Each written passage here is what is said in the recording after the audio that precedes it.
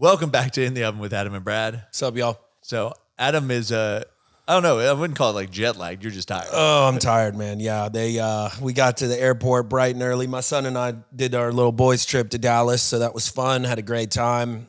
Spent some time at Six Flags. Went to this place called Boulder, and yeah, had a blast. But on the way back, we had a 9:30 boarding time. Of course, my son, airports are new to him, so he wanted to get there super early. So he was pulling dad mode even on me. So we got there probably, 2.5, 3 hours early for the flight, only for them to cancel it. So weather, I guess, coming into here was a little bad. And so they,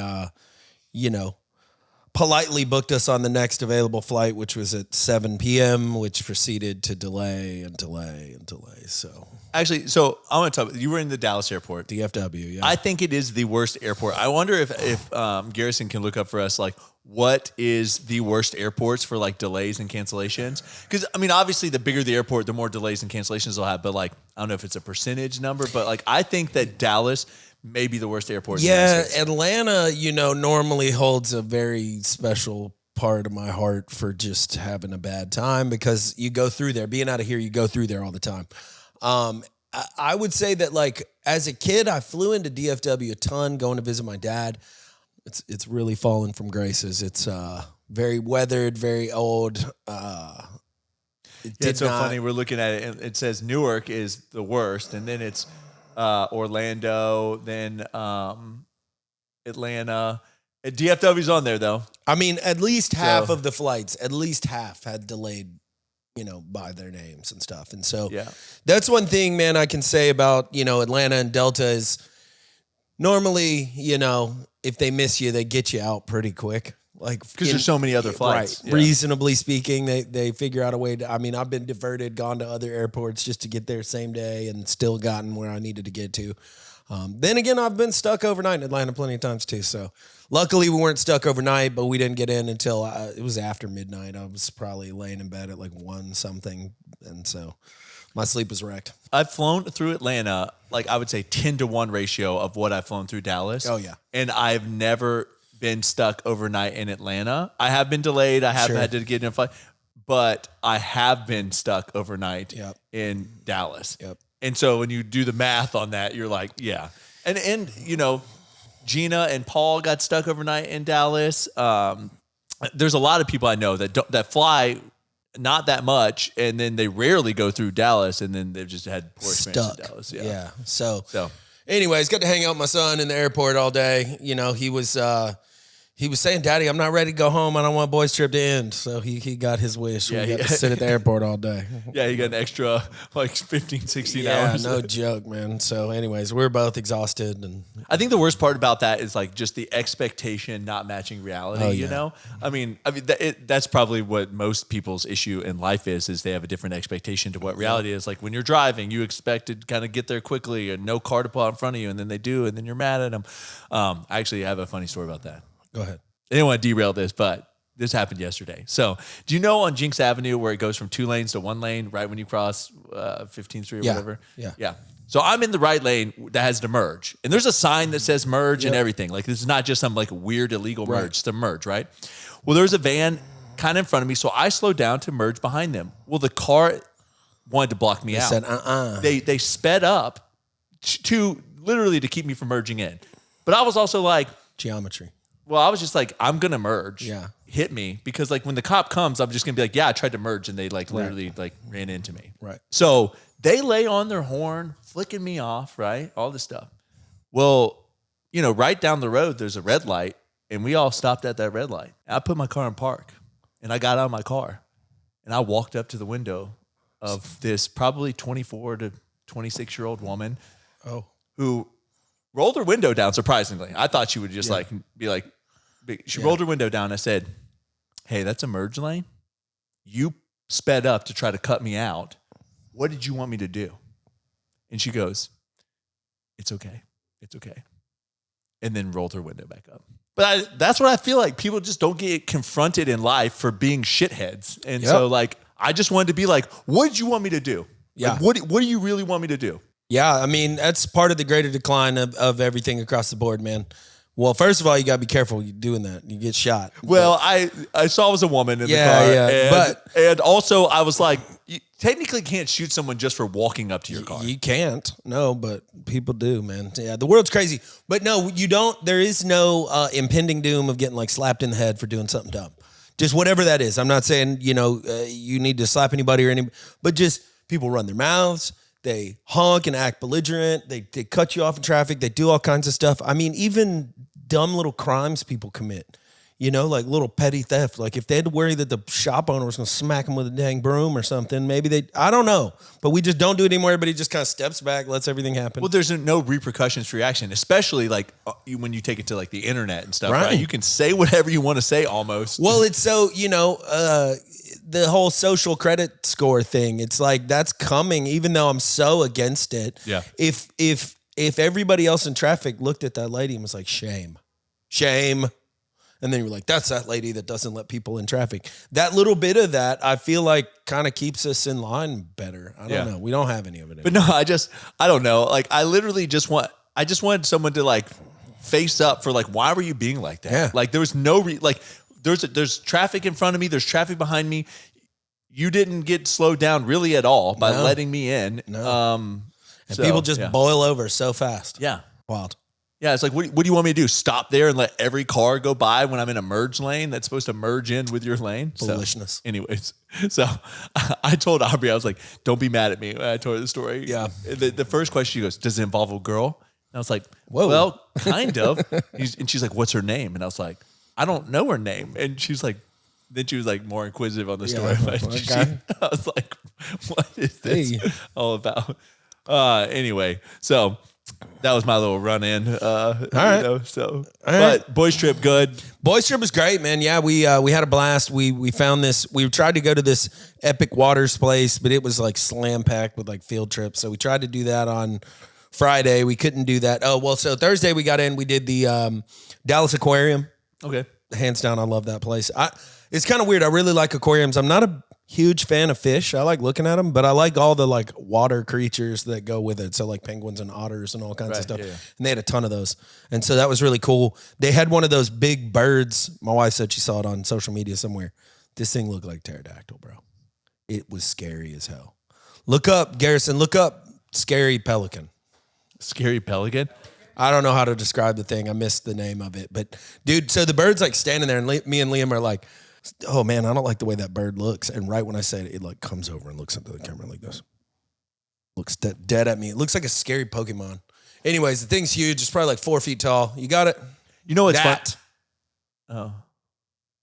No, the top one. The shoebill. Yeah. The shoebill or the most, it says the shoebill or the that thing, click on it. That's what it did. It looked at me right like that. You got to scroll over. Yeah, that is kind of. And it's like 4 feet tall.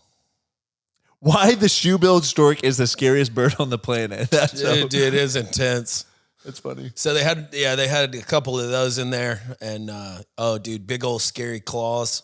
Up to 5 feet tall. Wow. Thing was big. So, you know what's funny? Now that you bring up this like scary looking bird, aggressive too. You know, there's a lot of depictions of like dragons. Oh, yeah. In a lot of stuff. And like, I mean, I kind of think that they were just dinosaurs that like survived or some kind of bird species that like made it through. So the word dragon basically existed all over the world, but the word dinosaur didn't. I mean, at some point they just said, no, dinosaurs. Dragons are stupid. Right. So they're written about. I mean, there's like kings that have been written about, like, no, he slayed a dragon. And I think we get used to that, like, had to have huge wings and run around and breathe fire and all this. Whereas it's like, no, it could have been like a 6 foot tall, whatever the name of a dinosaur was. But Velociraptor. Like, yeah, whatever, right? And so like, also, I mean, you've seen how they've given skeletons of animals that we have to dinosaur experts and have been like, based on the skeleton, what would this dinosaur have looked like? Yep. And they've drawn it and you're like, that's not at all what this animal looks like, because they just make guesses. Yeah, they'll find a knuckle and basically put together a whole anatomy from that. And so, yeah, they've redrawn dinosaurs that we learned about have been reclassified or say, oh, that one actually didn't exist. It was just this other dinosaur or whatever. But yeah, man, I think if they ever existed, then remnants of them existed I don't think there was one event that just wiped everything on the planet out and we started completely over. You know, because we know that there's sharks and all kinds of alligators and all kinds of things that have been around forever. So roaches. Yeah. And so like, yeah, dude, I think they absolutely were running around slaying dinosaurs. It's so funny.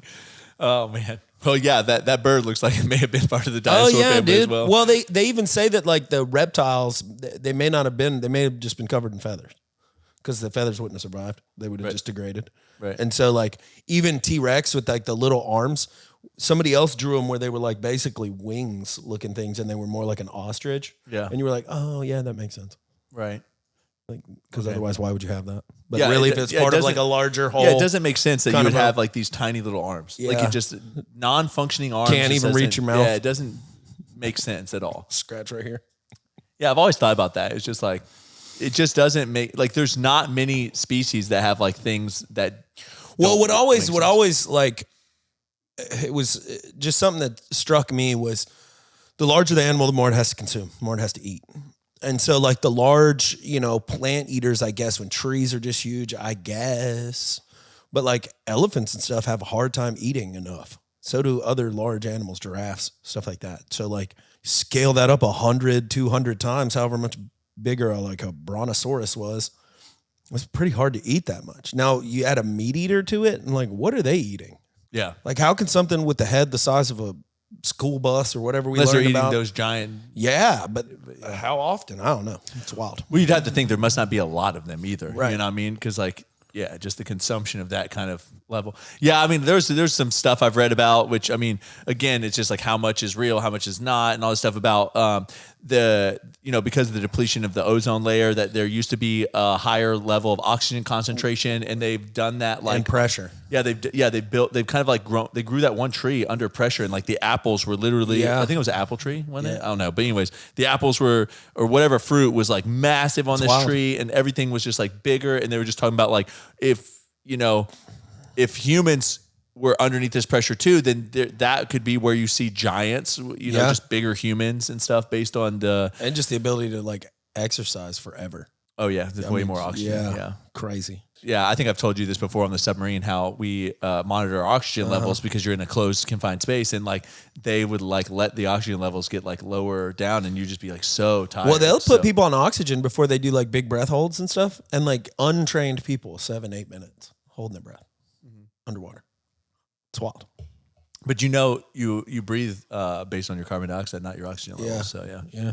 that's why you can shallow water blackout. So a lot of times, which I thought this was weird, at dive school, they would tell you like not to hyperventilate before you went down because you do super saturate your body with oxygen, and you end up the carbon dioxide builds up, and the carbon dioxide is what tells your body to breathe. And so you'll breathe and black out underwater.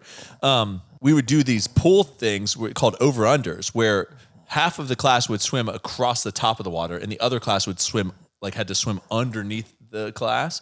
And then we'd get on the side of the pool, and we'd have to do like push-ups and all these like workout stuff. yeah. And then we'd have to do the over-under again. And all the time I was like, bro, I'm not hyperventilating, but I'm breathing very heavy, and you're like asking me to like swim down and swim back up. And I was always like worried that I was going to like black out. Yeah, I think I just like, I don't know. I just, again, trusted that everybody would be able to really do their job. So like I did just dumb stuff going like, they'll save me. Yeah. If I die, if I pass out, they'll save me. Yeah, I had a lot more faith. I did that too. They would do that. And like now looking at it, I was like, that was I know how much dumb. you were trained. Yeah. Yeah. Yeah.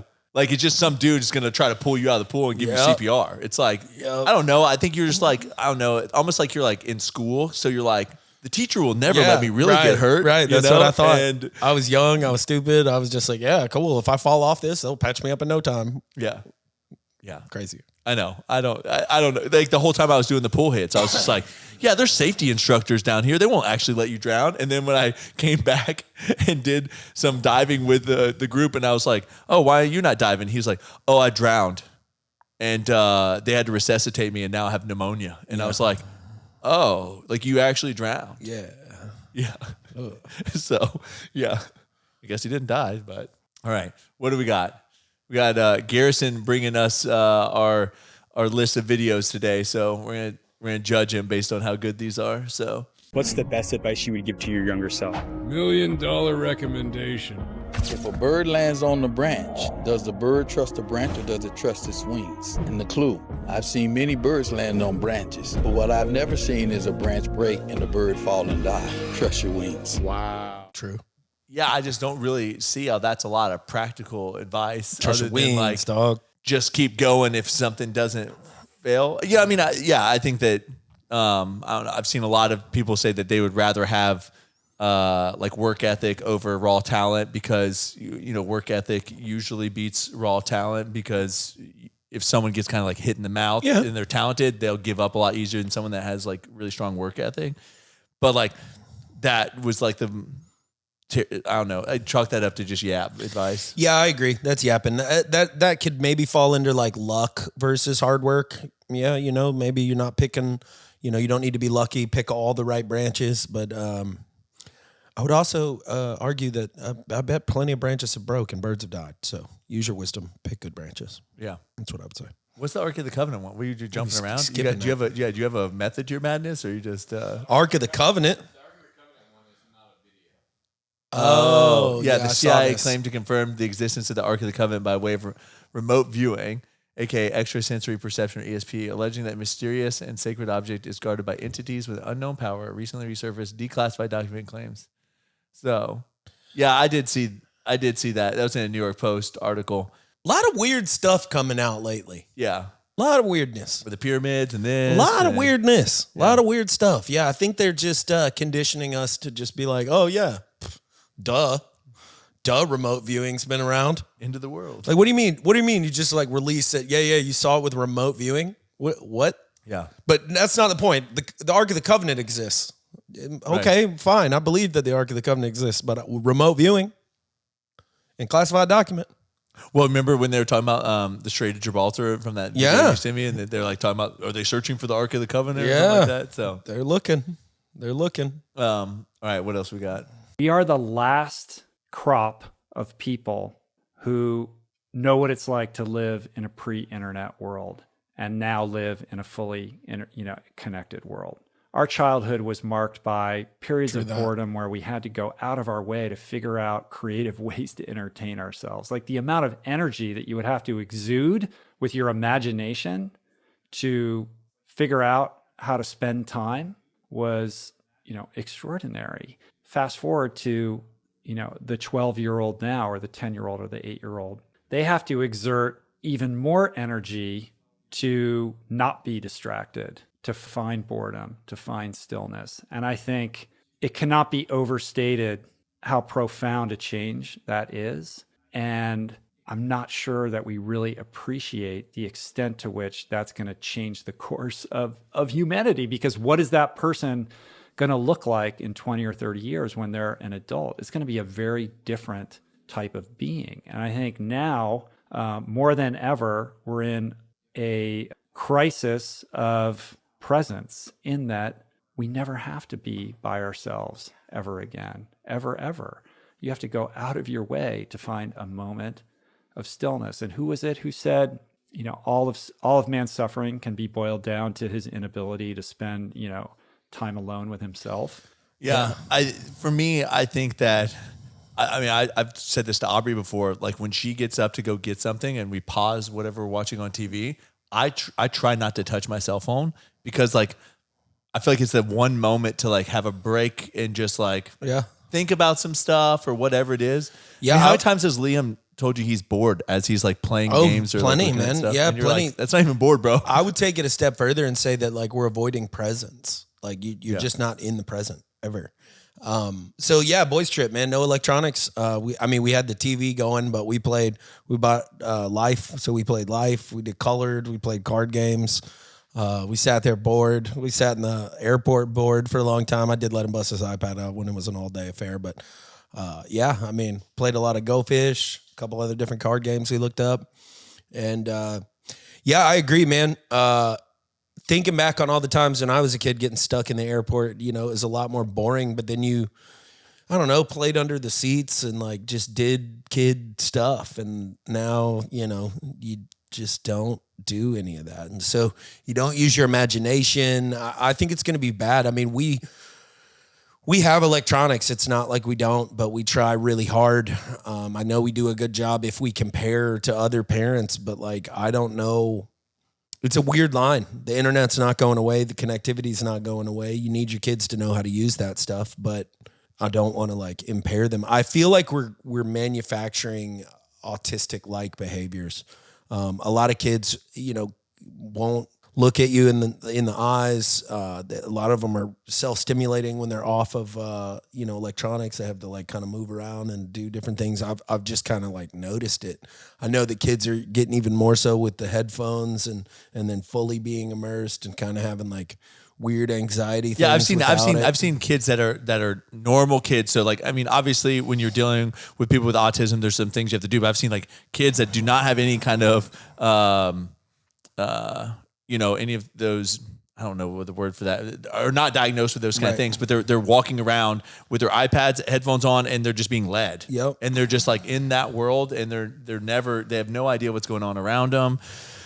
Yeah, I don't know. It's hard because I've noticed even myself, like my memory has gotten worse since I've started scrolling social media more. And I've tried to like cut down on it, but I catch myself still wanting to go back in there. It's almost like I'm going to learn something or I'm going to see some kind of information that's going to be life-changing for me. Yep. And so I need to get back in it. And then the truth is it's not the case. Doesn't, it's definitely addictive. I mean, it's manufactured to be so. And it's tough, man. I mean, it's like a little mini casino experience right there in your phone, flashy lights, emotions, all the videos, content, so digestible. And you can consume so much in so little amount of time. Yeah. That like... Yeah, I mean, getting on the TV and just tossing stuff to the side and watching television show or cartoon or whatever, like, yeah, plenty of it gets boring. You just got to sit there and tough it out, Yeah, kids these days will never know what it's like to have the commercials that we have. Yeah. Because, I mean, nowadays, like between Netflix and Disney Plus and like all that stuff, we watch the new Mufasa. It's on Disney Plus, and so we watch that with Letty. But like they'll never know what it's like because I remember watching a movie and then it would be like stop and then you'd watch the 5 minutes of commercials or a couple minutes of commercials and then back into the movie again, or you'd be like timing your bathroom breaks and you'd be like sprinting to the bathroom in between the commercials and things like that. Yeah. But it's so fast, so on demand that I don't know. How do you think it's going to affect like? I think people's Liam or some of his friends, like when they're 25. I think their interconnectivity is going to be diminished. I think people are going to have a hard time having personal relationships with each other because they're going to have pseudo relationships with online people abroad. We thought it was a way to kind of bring us together, but really it's a way for people to like kind of isolate themselves and put themselves in like echo chambers. Because you can find whatever you want on the internet. And so I think that's going to be the issue. Effectively, I think Disney called it, man. I think we're headed towards WALL-E. I don't know if you've seen that movie. No, you keep telling me. And you got to watch it, man. They just float around in these little pods. They have a little screen in front of their face. They like drink their little food. And they just like kind of little anamorphous blob things that like float around. And I mean, even one part, they're like chairs break and these people like bump into each other and touch each other. And they're like kind of scared of each other, even though they're all packed in. They're just like floating around on their little chairs. And, yeah. I think for me, the question just really becomes, I mean, I think that you're seeing people kind of push out of that. And what I mean is like, what is it? Is it Gen Z or whatever that's literally consuming so few alcohol that like alcohol companies are now like struggling. Yeah. And I think, I mean, run clubs and stuff have become really huge. There's actually companies now that are buying run clubs. Yeah. They're buying entire run clubs because they're the community. Like it's hard to build a community. Right. It's very difficult to do. And then I think I told you recently that those things they call third spaces are becoming like really, really popular where it's like not work and it's not home. It's called your third space. It's a place for you to like go hang out. And I think obviously back in the day, like for our parents or whatever, grandparents, it was the bar, the local bar. People knew your name. Everyone hung out. I think they, whatever. I'm going to be honest. I don't know what the women were necessarily doing because I mean, it was mainly the men getting off work back then. So I don't know. Guess they hung out too, or whatever. Yeah. I don't know. I mean, I do know that like the mall, I used to see a bunch of women getting together doing mall walks at our mall, and they'd be pushing strollers and meeting together. I think that people still crave that. I think they do. That's why I like Sweet Bay so much. I think, obviously there's just so many parents and people in the similar part of their life, and you are close to home. So it's like, just go out and about. Yeah, people are looking for something for sure. I mean, I think church has probably diminished for a lot of like the bulk of society. I think now just online did church. Right. Because of COVID pushed online church so hard that now there's people that don't even go into church and anymore. so that place where people know your name, where they're like, oh, hey, Brad, what's up? It's, it's tough. Like we had that with the gym for a long time. I think some folks still have that good community in their gyms and, different but it's just tough as an adult to like have that space. Well, and we talked about what friendship and adult is like time, proximity, and then energy, know, and so it's really difficult to have those three things because of what we've turned our lives into. Oh yeah. Like the pace of our life is just go different. Yep. So yeah, I mean, sometimes I'm like, wonder what it would be like, just buy a lot of land, go live out in the middle of nowhere and just like, just like exist. Yeah. Peaceful, I'm sure. Yeah, probably would be. Then you'd have to put it on social media, so you can make money. Yeah, no joke. And then you're back into it. Then you're back in the game. Well, there's that one woman who's got like a huge following. She like churns her own butter and all that stuff. And then like the husband's super rich. And like she made some comment, they flew somewhere and she's like, oh, I'm just so thankful for that. And it's like, it's either her father or her father-in-law or something was like the founder of JetBlue. Oh, nice. And I remember like, that. Yeah. Yeah. I don't remember what the girl's name is, but she's like super granola. Yeah. So, all right. So, I don't know. The internet obviously was a great thing. I remember writing book reports and then obviously getting the internet. I think it's great. It's definitely sped up my workflow, but I think again, it's kind of like the work smarter, not harder thing. I'm still required to work 40 hours. And now that I'm working smarter, I'm doing more in the amount of time. So I constantly feel like instead of my engine idling at 2,000 RPMs, I'm constantly 8,000 redlined nonstop because it just like go.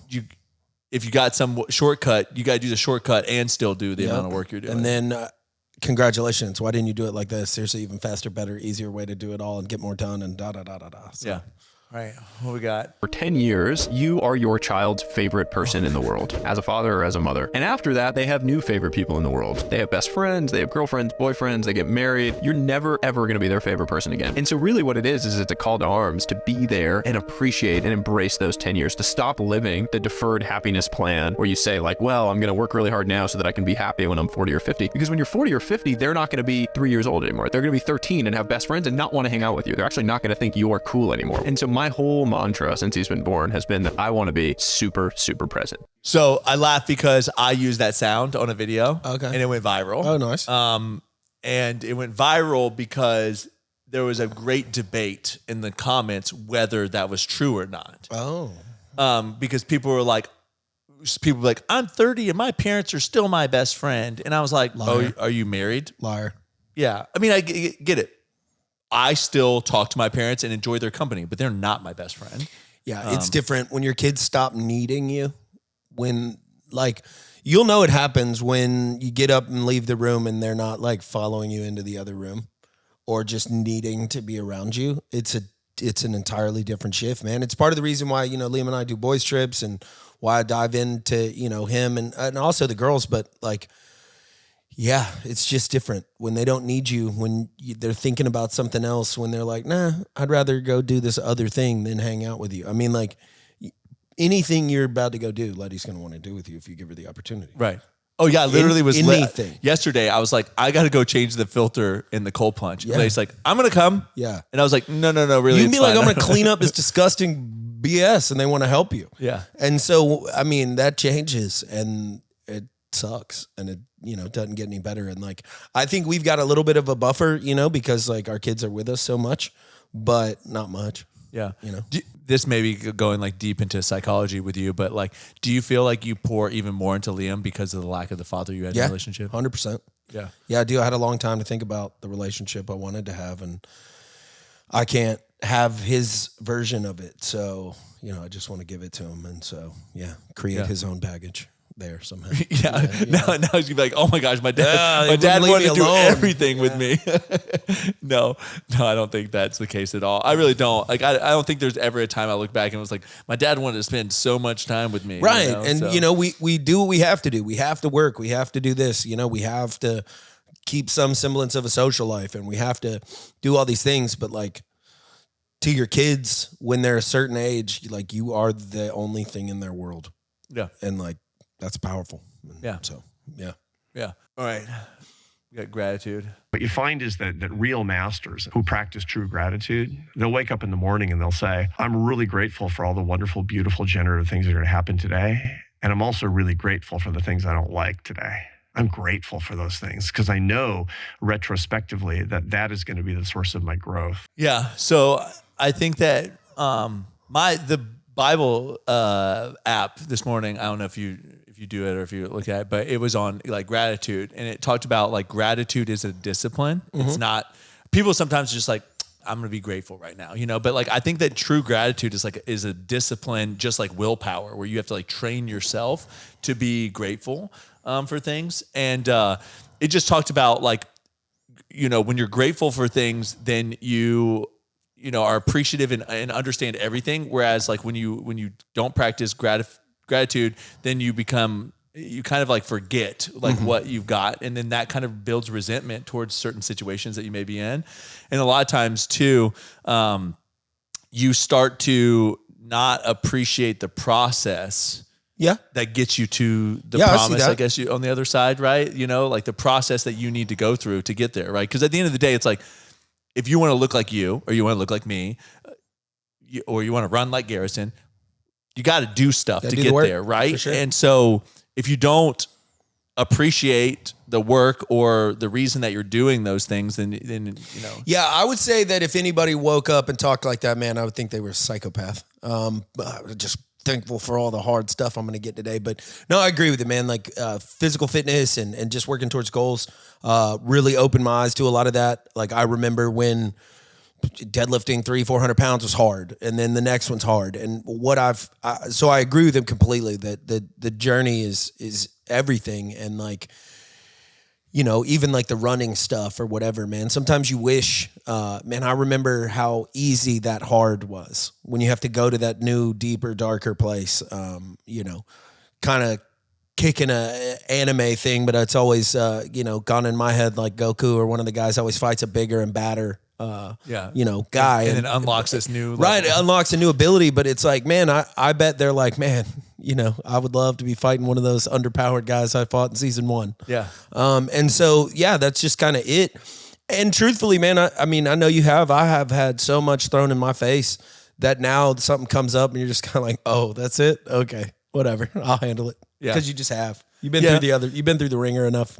Obviously, like in the moment, it would be difficult for you, especially as like a child or even a teenager, to be like grateful for your parenting situation. But I think looking back, you can be grateful for it because it allowed you to have a relationship with your son that you would absolutely have not necessarily had, right? Everything winds up, if it doesn't kill you, it only makes you stronger. But like that can be true as long as you grow from it. Yeah.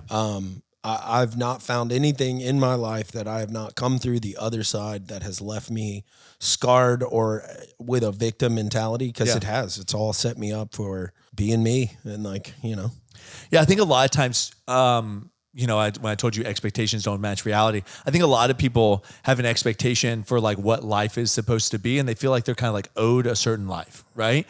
And, for example, this is going to be probably a dark subject, but like people are like, oh, like how can God be good because this child died of like cancer, right?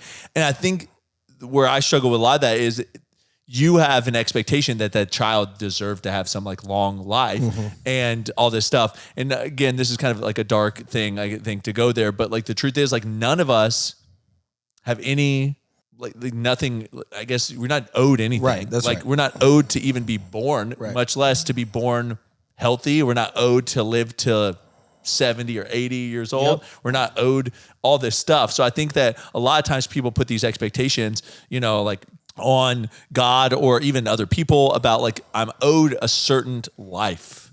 And when you do that, I think one, you just take like a lot of ownership of like what you can do with your own life. Yeah, and I take a lot of that and internalize it in that, like, not about those specifically, but like I don't necessarily think God is out there waving a wand causing issues. What I think is that I got given a substrate that made me who I am today, and I owe it to God, to myself, to like prove that I can get through the other side. Like I have the metal to get through it, that it's not being done to me. Life is just happening. And now it's how I'm responding to it. Yeah. And so, yeah, just kind of keep that mentality. Cause times get tough, times get dark. And if you make it all about yourself, it's real easy. Like, why is this all happening to me? Instead of just breaking free and getting like, I don't like this, I'm gonna change it. I think one of my favorite sermons was kind of on like trusting God through the process, and like through the process you get to the promise. You know, a lot of times we want to like skip the process and just get to the promise. But I think by skipping the process just to get to the promise, one, you kind of don't appreciate the what's on the other side of that. And sometimes you're not ready for what's on the other side of it if you haven't gone through the process. Right. The process is where wisdom comes from. Yeah. So like if you can just think like when you're a teenage kid or whatever, right? You kind of like know everything because you read it in a book or it's the way it's supposed to be, versus going through it and on the other side, you're like, no, I have wisdom now. Yeah. Yeah, it's supposed to go like this, but it goes like that or whatever.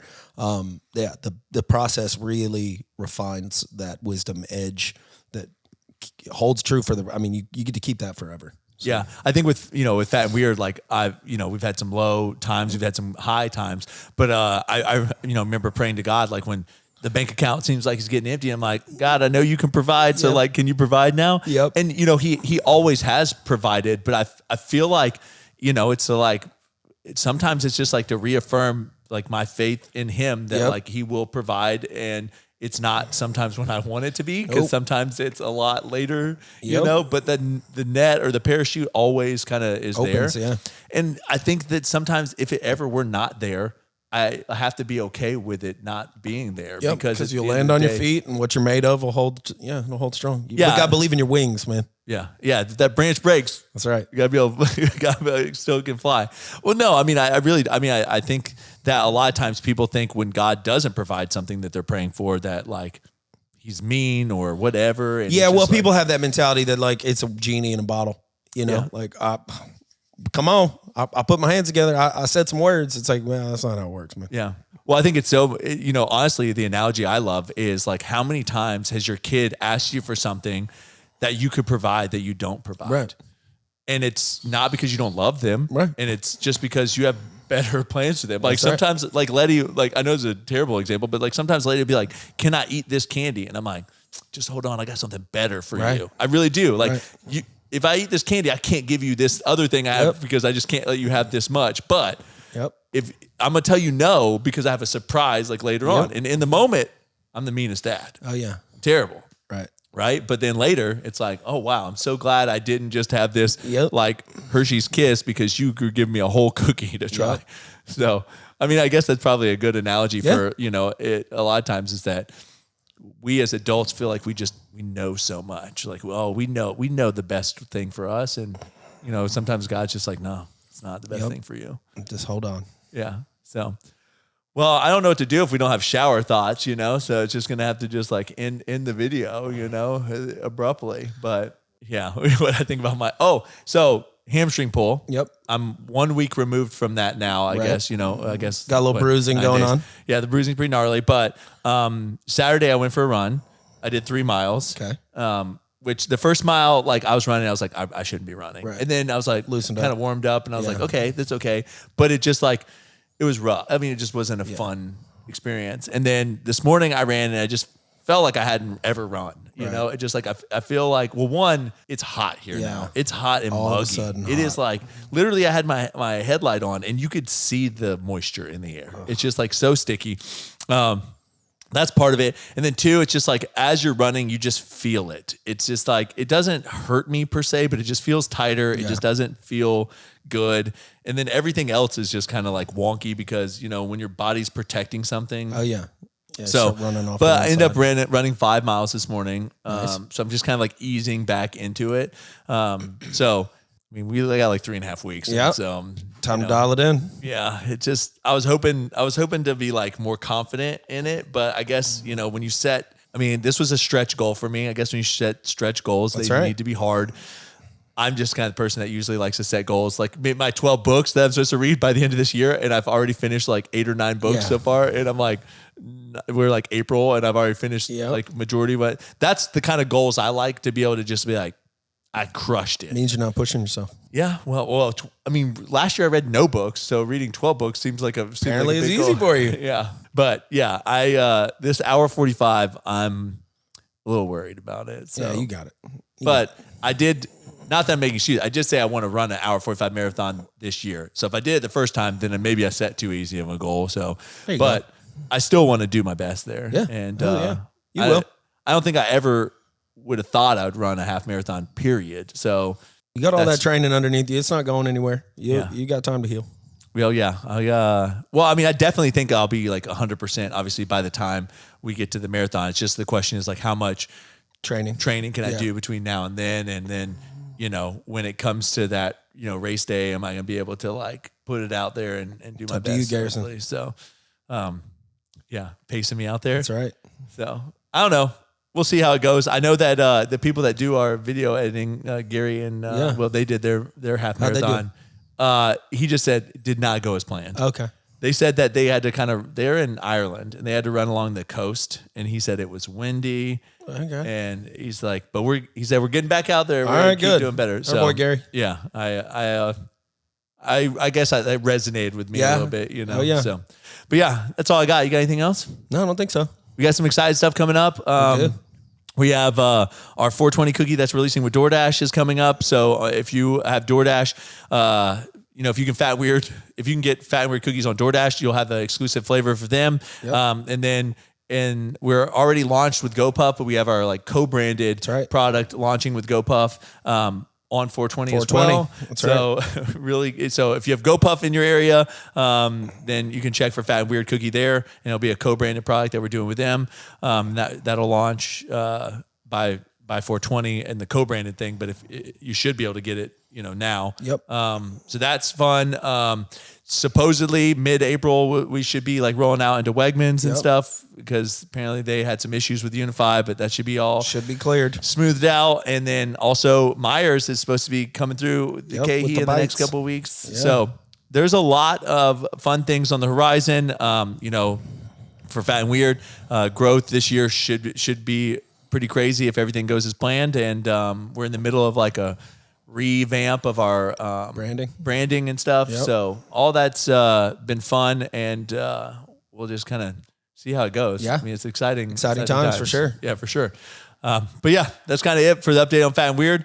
Now I've got to go film a cooking episode with Aubrey. So we're making some gochujang caramel cookies. Yum. So I feel like you'd like that.